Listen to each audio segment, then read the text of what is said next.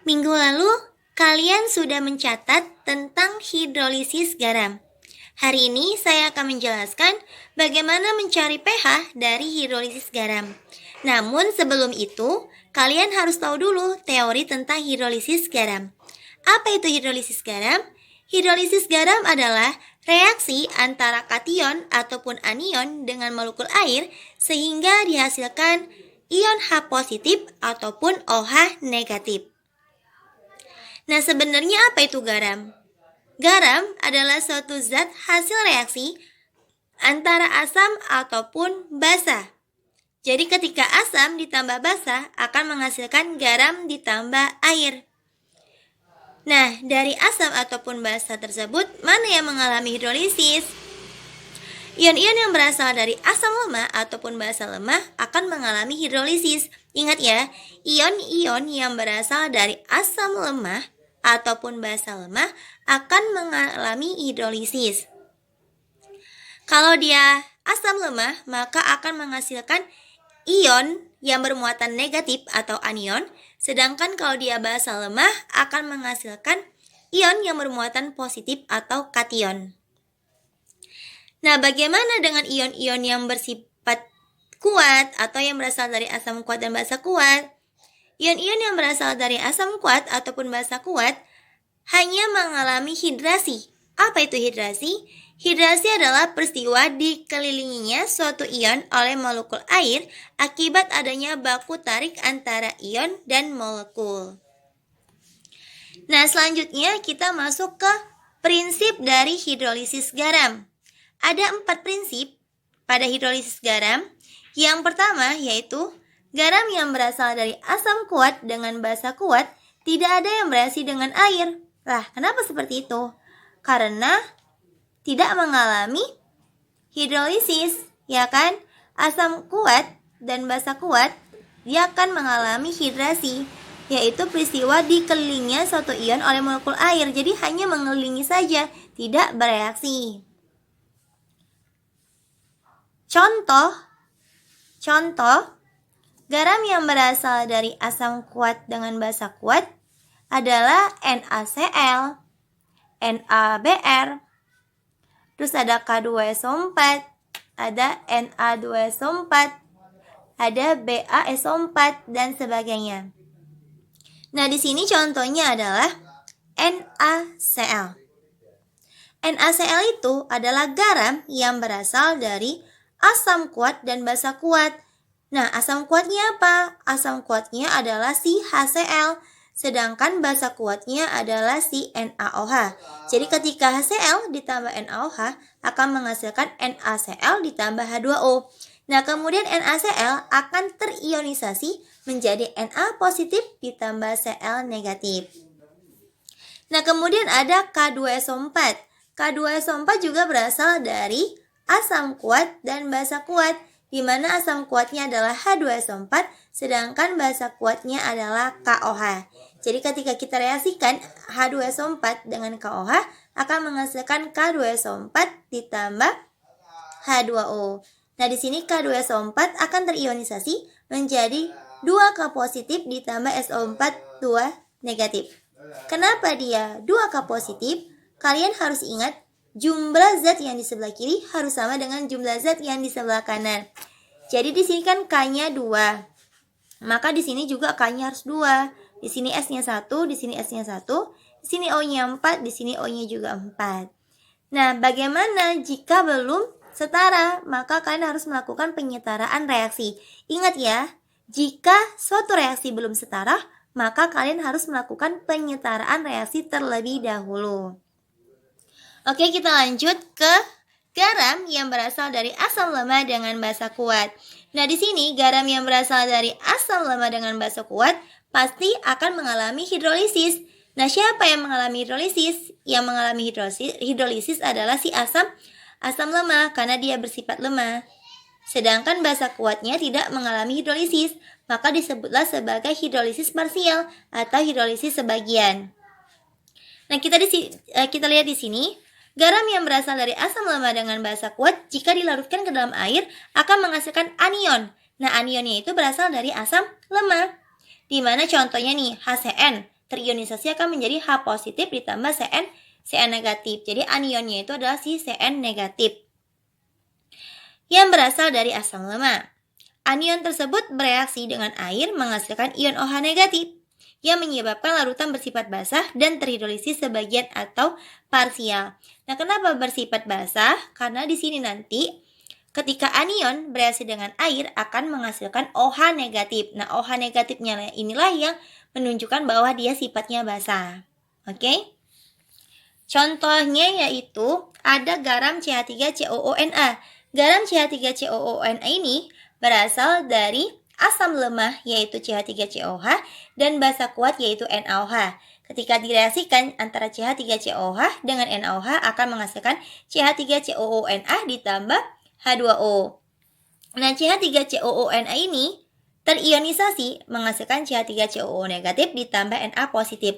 Nah, inilah tadi dia anionnya yang bermuatan negatif. Kemudian anion ini CH3COO negatif ini akan bereaksi dengan H2O. Nah, seperti ini. Ion CH3COO negatif bereaksi dengan air atau H2O membentuk reaksi keseimbangan yaitu CH3COO negatif ditambah H2O menghasilkan CH3COH ditambah OH negatif. Kenapa seperti itu? Karena H2O ini kan diionisasikan kan menjadi H positif dan OH negatif, ya kan? Nah, yang negatif di sini pasti berikatan dengan positif yang di sini, ya kan? CH3COO negatif bereaksi dengan H positif akan menghasilkan CH3COH. Nah, OH negatif ini mana pasangannya? Nggak ada, maka dia ditambah OH negatif. Jadi dia berdiri sendiri di sini. Nah, OH negatif inilah yang menunjukkan bahwa larutan tersebut bersifat basah. Maka nanti kita harus cari dulu OH negatifnya, baru cari pOH-nya, baru bisa mencari pH-nya. Oke? Yang kedua adalah garam yang berasal dari asam kuat dan basa lemah. Nah, ini kebalikan. Yang terhidrolisis hanya si basa lemah, sedangkan asam kuat tidak terhidrolisis. Karena hanya salah satu yang terhidrolisis, maka akan terjadi hidrolisis sebagian atau parsial. Garam yang berasal dari asam kuat dan basa lemah dilarutkan ke dalam air akan menghasilkan kation yang berasal dari basa lemah. Contoh kationnya itu apa? Contoh kation yang berasal dari basa lemah adalah NH4 positif. Kation tersebut bereaksi dengan air akan menghasilkan ion H positif yang bersifat asam. Jadi karena dia menghasilkan ion H positif, maka sifatnya asam. Contohnya adalah di sini garam NH4Cl. Garam NH4Cl ini berasal dari basa lemah yaitu NH4OH dan asam kuat yaitu HCl. Sehingga diionisasikan menjadi NH4 positif ditambah Cl negatif. Nah, kemudian kation atau ion yang bermuatan positif ini akan bereaksi dengan air. Nah, ion NH4 positif bereaksi dengan air membentuk reaksi keseimbangan. NH4 positif ditambah H2O akan menghasilkan NH4OH ditambah H positif. Nah, kenapa seperti itu? Sama seperti yang di atas tadi, maka ini kita ionisasikan dulu. H2O menjadi H positif dan OH negatif. Nah, ini kan positif yang di sini akan bereaksi dengan negatif yang di sini kan. Positif sama positif kan nggak bisa, maka dia harus mencari yang negatif. Jadi NH4 positif ditambah OH negatif akan menghasilkan NH4OH. Nah, H positif yang ini kan nggak punya pasangan, maka dia langsung ditambah H positif. Nah, karena ada ion H positif inilah, maka dia sifatnya asam. Bagaimana garam yang berasal dari asam lemah dan basa lemah? Garam yang berasal dari asam lemah dan basa lemah akan terjadi hidrolisis total. Kenapa? Karena baik asam lemah maupun basa lemah, kedua-duanya mengalami hidrolisis, sehingga dikatakanlah hidrolisis total. Nah, bagaimana cara kita menentukan apakah dia bersifat asam atau basa? Itu berasal dari nilai Ka dan Kb-nya. Nanti akan saya jelaskan bagaimana cara menentukan dia sifatnya asam, basa, ataupun netral dari nilai Ka dan Kb-nya. Oke, di sini contohnya adalah NH4Cn terionisasi menjadi NH4 positif ditambah Cn negatif. Nah, di sini NH4Cl itu berasal dari basa lemah yaitu NH4OH dan asam lemah yaitu Cn. Jadi ketika NH4OH ditambah HCN akan menghasilkan NH4CN. NH4CN ini terionisasi menjadi NH4 positif ditambah Cn negatif. Nah, NH4 positif bereaksi dengan air membentuk reaksi keseimbangan akan menghasilkan ion H positif. Contohnya itu NH4 positif ditambah H2O menghasilkan NH4OH ditambah H positif. Sedangkan Cn negatif bereaksi dengan air membentuk reaksi keseimbangan. Reaksinya yaitu Cn ditambah H2O akan menghasilkan HCN ditambah OH negatif. Jadi kalau yang ini tuh bersifat asam, kalau yang ini tuh bersifat basa. Tapi bagaimana cara menentukannya? Kita bisa lihat dari nilai Ka dan nilai Kb-nya. Nanti akan saya jelaskan. Oke, jika ada pertanyaan untuk teorinya silakan kalian tanya. Sekarang saya masuk ke bagaimana cara mencari pH dari garam yang berasal dari asam lemah dan basa kuat. Tadi, garam yang berasal dari asam kuat dan basa kuat tidak bisa dicari pH-nya ya, karena dia tidak mengalami hidrolisis. Pada hidrolisis garam ini, kita tidak mencari pH dari asam kuat dan basa kuat. Pada hidrolisis garam ini, kita tidak mencari pH yang berasal dari asam kuat dan basa kuat, karena dia tidak mengalami hidrolisis. Oke? Sekarang kita masuk ke materi mencari pH dari garam yang berasal dari asam lemah dan basa kuat.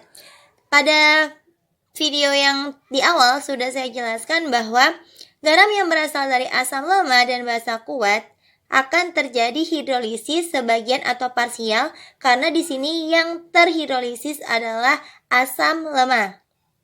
Karena yang terhidrolisis adalah asam lemah, nanti anion dari asam lemah ketika bereaksi dengan air akan menghasilkan ion OH negatif, sehingga nanti dia bersifat basa. Nah, karena dia menghasilkan ion OH negatif, yang kita cari adalah OH negatif. Konsentrasi OH negatif sama dengan akar Kw per Ka dikali konsentrasi A negatif. Apa itu Kw? Kw itu adalah tetapan keseimbangan untuk ionisasi air, di mana ketetapannya adalah 1 dikali 10 pangkat min 14. Wajib ini kalian ketahui ya, karena kadang di dalam soal Kw-nya itu tidak tertulis. Jadi kalian harus tahu bahwa Kw itu adalah 1 dikali 10 pangkat min 14. Nah, sedangkan Ka itu adalah tetapan ionisasi asam lemah, nanti biasanya diketahui di dalam soal. Nah, konsentrasi A negatif adalah konsentrasi ion garam yang terhidrolisis atau ion yang bermuatan negatif yang berasal dari asam lemah. Nah, setelah kalian mencari OH negatif, kalian bisa mencari pOH dengan rumus min log konsentrasi OH negatif. Dengan pH, rumus pH itu adalah pKw dikurang pOH. Nah, selanjutnya kita masuk ke contoh soal. Di sini saya akan memberikan 2 contoh soal yang bisa kalian gunakan secara langsung ke rumus ini, ataupun kita harus menggunakan konsep MBS. Oke, tolong disimak baik-baik. Jika ada pertanyaan, silakan ditanya ya. Contoh soal yang pertama, hitunglah pH larutan NaCN 0,01 m jika diketahui Ka HCN yaitu 1 dikali 10 pangkat min 10. Nah, di sini yang diketahui adalah garam yang berasal dari basa kuat yaitu NaOH dan asam lemah yaitu HCN. Jadi ini kalau kalian tidak tahu, NaCl itu berasal dari NaOH yang ditambah dengan HCN, sehingga menghasilkan dia nanti adalah NaCN ditambah H2O. Nah, di sini apa yang diketahui? Yang diketahui adalah molaritas dari si NaCN yaitu 0,01 m. Molaritas dari NaCN yaitu 0,01 m atau 1 dikali 10 pangkat min 2 m. Kemudian diketahui Ka dari HCN atau asam lemah. HCN ini nama senyawanya adalah asam sianida ya. Ka Ka dari HCN-nya itu 1 dikali 10 pangkat min 10. Yang ditanya adalah pH. Jawab. Nah, karena kita sudah tahu bahwasanya NaCN ini adalah berasal dari asam lemah dan basa kuat, maka yang kita cari adalah OH negatif. Karena kan di sini kan NaCN, ya kan? Direaksikan menjadi Na positif ditambah Cn negatif. Kemudian nanti Cn negatif akan bereaksi dengan air, menghasilkan HCN ditambah OH negatif. Jadi di sini nanti kita cari OH negatifnya. Nah, NaCN itu kan tadi 1 dikali 10 pangkat min 2M, ya kan? Maka ini juga 1 dikali 10 pangkat min 2M. Ini juga 1 dikali 10 pangkat min 2M.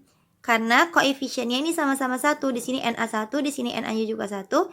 Di sini Cn 1, di sini juga Cn-nya juga 1. C1N1, ya kan? Nah, kemudian Cn ini 1 kali 10 pangkat min 2 ini direaksikan dengan H2O akan menghasilkan HCN ditambah OH negatif. Nah, berapa OH negatifnya? Ini kita cari. Oke. Dengan rumus yang mana? Dengan rumus yang di atas tadi. Konsentrasi OH negatif sama dengan akar Kw per Ka dikali konsentrasi A negatif. Nah, A negatif di sini siapa? A negatif di sini adalah si Cn negatif. Kalau kalian mau rubah sesuai dengan senyawa yang diketahui bisa dengan rumus Kw per Ka dikali konsentrasi Cn negatif. Karena di sini yang diketahui adalah Cn. Boleh kalian ubah seperti ini, boleh. Nah, masukkan nilai Kw-nya. Kw itu adalah 1 dikali 10 pangkat min 14 per Ka. Ka-nya tadi 1 dikali 10 pangkat min 10. 1 dikali 10 pangkat min 10. Nah, konsentrasi Cn negatifnya itu adalah 1 dikali 10 pangkat min 2. 1 dikali 10 pangkat min 2. Sama dengan akar. Nah, ini pangkat kali pangkat 1 dikali 10 pangkat min 14 dikali 1 dikali 10 pangkat min 2. Kalau dia pangkat sama pangkat dalam perkalian, maka dia dijumlah. Jadi min 14 ditambah min 2. Hasilnya 1 dikali 10 pangkat min 16, ya kan? Min 14 tambah min 2.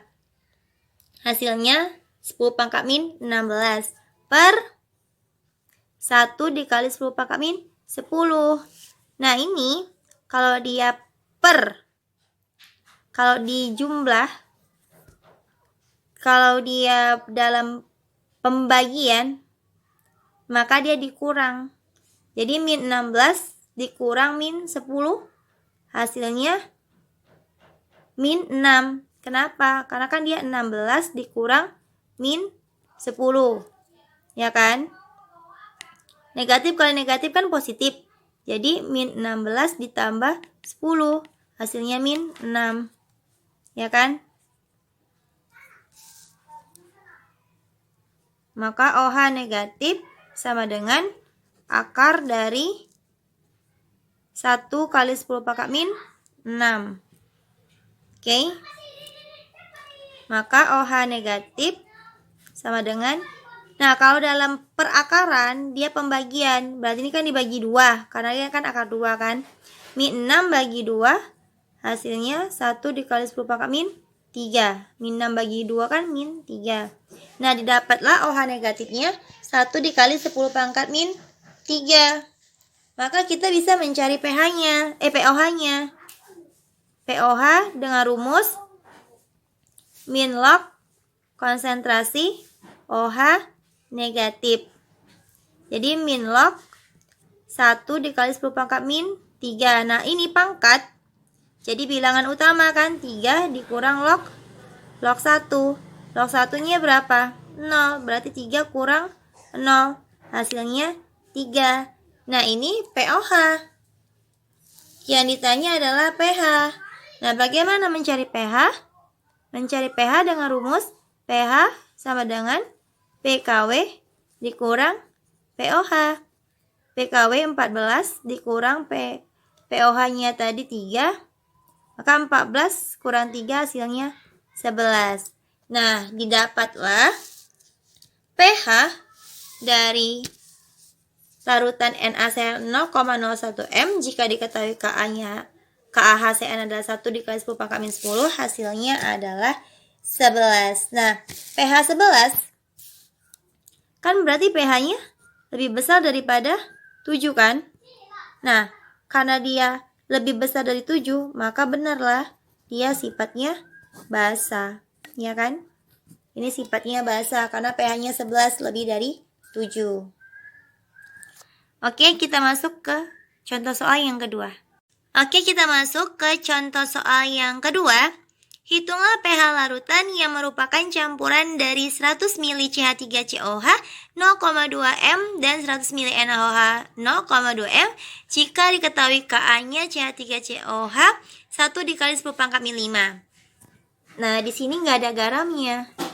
Maka kita pakai konsep MBS untuk mencari garamnya.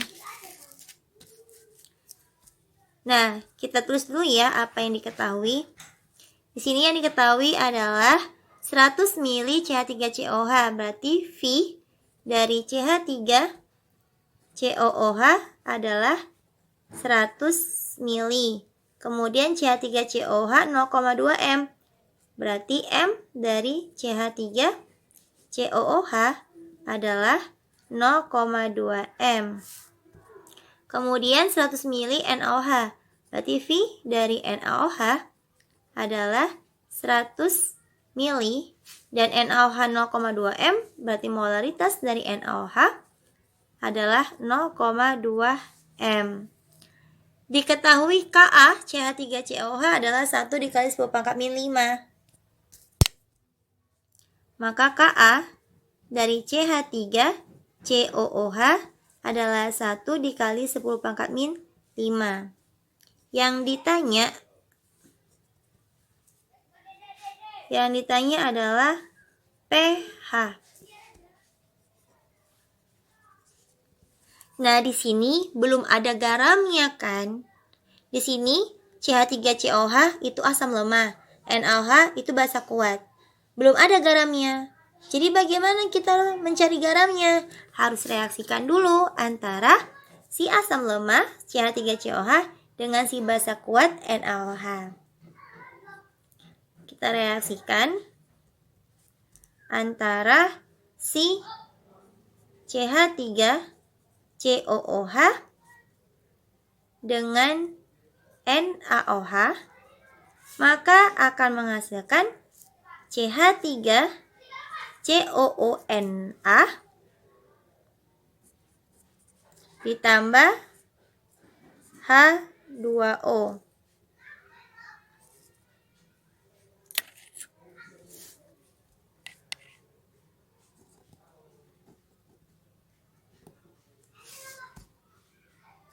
Nah, di sini karena dia mol, maka kita pakai konsep MBS.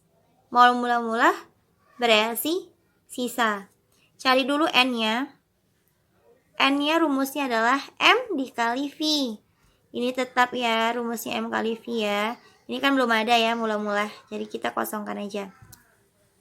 M dari CH3COH 0,2 m. 0,2 m. V-nya 100 ml. NaOH M-nya 0,2 m juga. V-nya juga 100 ml. Jadi sama ya. Jadi ini 0 sama 0 coret. Berarti 2 kali 10 20 milimol. Ini juga coret 10 kali 2 20 milimol. Nah, ini enggak ada ya. Ini mula-mula. Maka mol mula-mula dari CH3COH adalah 20 milimol dan NaOH juga 20 milimol.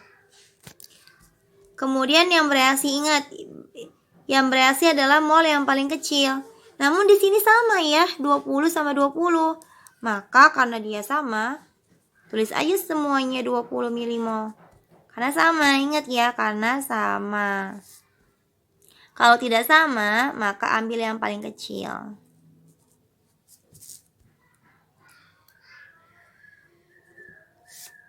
Oke. Maka kita cari sisanya. Berarti ini 0. 20 kurang 20 juga 0. Ini kita tinggal turun aja ke bawah. Ini 20 milimol. Ya, ini 20 milimol. Nah, di sini kalian harus bisa membedakan antara larutan penyangga dengan hidrolisis. Jika larutan penyangga, maka di garam ataupun dia asam lemak ataupun yang basa lemak, di sini di salah satu ini dia ada bersisa sama di garamnya. Kalau hidrolisis garam, ini di kedua-duanya 0. Cuman di garam doang ada sisanya.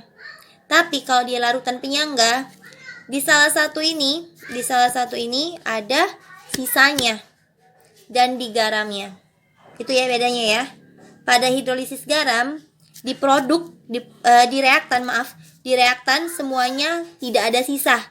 Sedangkan kalau pada larutan penyangga, di reaktan itu salah satunya ada sisa. Itu ya bedanya ya dengan larutan penyangga.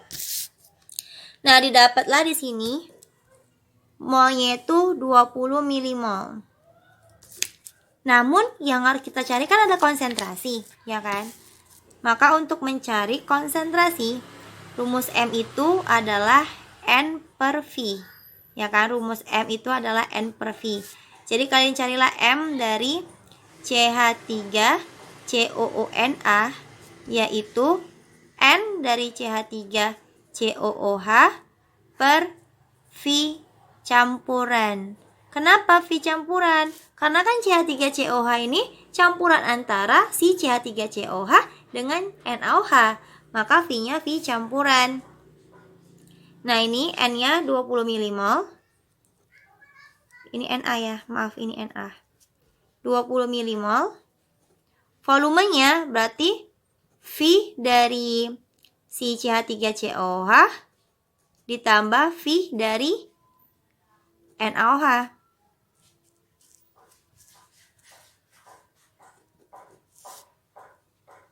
Maka N-nya tadi 20 milimol. V-nya berarti 100 mili tambah 100 mili ya. 100 mili ditambah 100 mili. Jadi 20 milimol per 200 mili. 0 sama 0 habis. Berarti 2 dibagi 20. Hasilnya 0,1 M. Atau 1 dikali 10 pangkat min 1 M. Nah, di sini kemudian kalian ionisasikan nih. CH3COONA diionisasikan menjadi CH3COO negatif ditambah Na positif. Nah, tadi kan ini 1 dikali 10 pangkat min 1 M. Maka ini juga 1 dikali 10 pangkat min 1 M. Karena sama dia kan, satu koefisiennya 1, ini juga 1 dikali 10 pangkat min 1 M. Nah, yang diambil adalah yang bermuatan negatif ya kan. Jadi yang diambil adalah ini. Karena rumus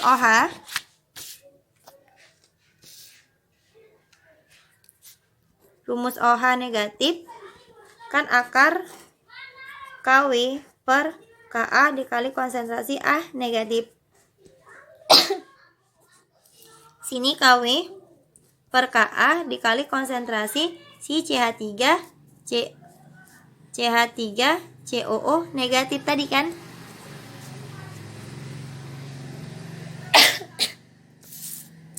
Maka KW-nya udah diketahui ya, 1 dikali 10 pangkat min 14.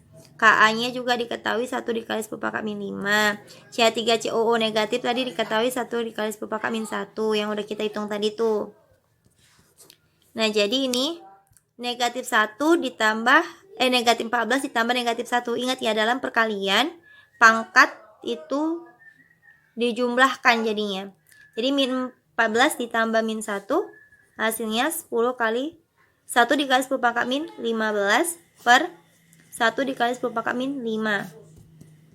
Jadinya OH negatif sama dengan, nah ini naik jadi positif ya, min 15 tambah 5 hasilnya min 10. Ini kalau nggak bisa min 15 dikurang min 5 kan.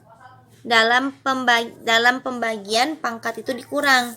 Jadi min 15 dikurang min 5. Negatif kali negatif kan positif. Jadi min 15 ditambah 5 hasilnya min 10 gitu. Kan? Nah, jadi dapatlah OH negatif sama dengan akar dari min 10. Ya udah min 10 bagi 2. Jadi min 5.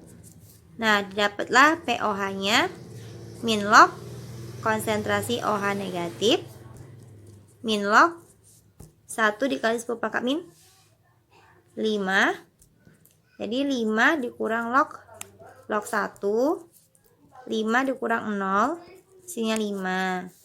Ya kan? Ini hasil POH-nya 5. Tapi yang kita cari adalah pH dengan rumus PKW dikurang